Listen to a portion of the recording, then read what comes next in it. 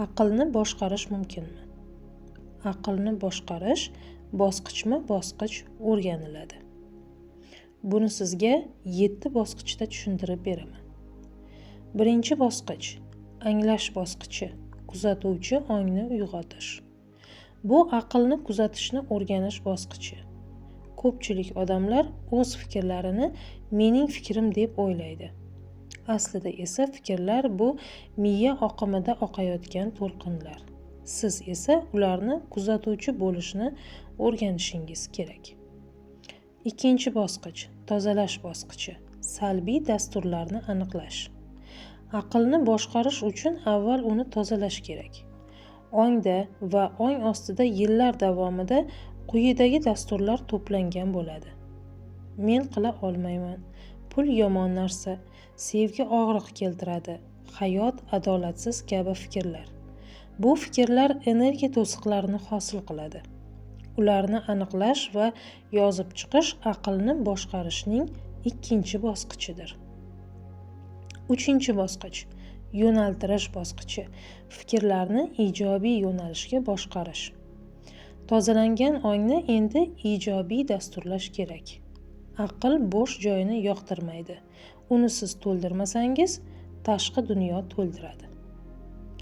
His va fikrlar muvozanati bosqichi, 4-bosqich. Ko'pchilik xatoga yo'l qo'yadi. Faqat aql bilan yashaydi yoki faqat his-tuyg'u bilan. Ammo haqiqiy boshqaruv aql va yurak uyg'unligida.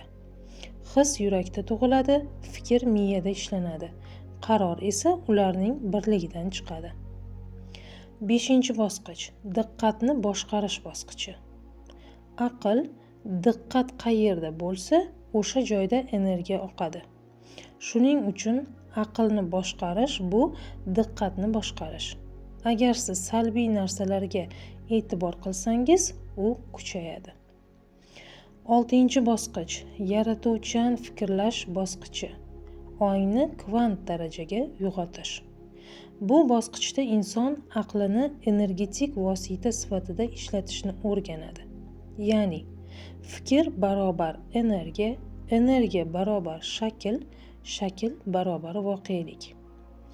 Aqlni ijobiy tasavvur bilan yo'naltirish orqali siz reallikni shakllantirishni o'rganasiz.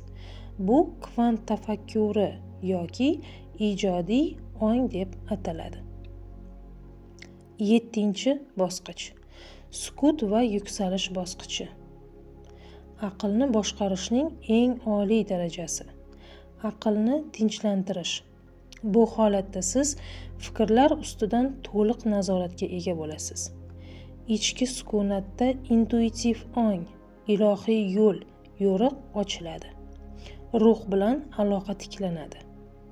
Tasavvufda bu sukunat zikri, buddaviylikda meditatsiya, psixologiyada esa flow holati deyiladi. Bu holatda siz fikrlardan ustunsiz. Aql esa sizning xizmatkoringizga aylanadi. Aql sizning qurolingiz, lekin ustozingiz emas. Uni boshqarish bu o'zingizni bilish, his va fikr uyg'unlashtirish, ong osti dasturlarini tozalashdir.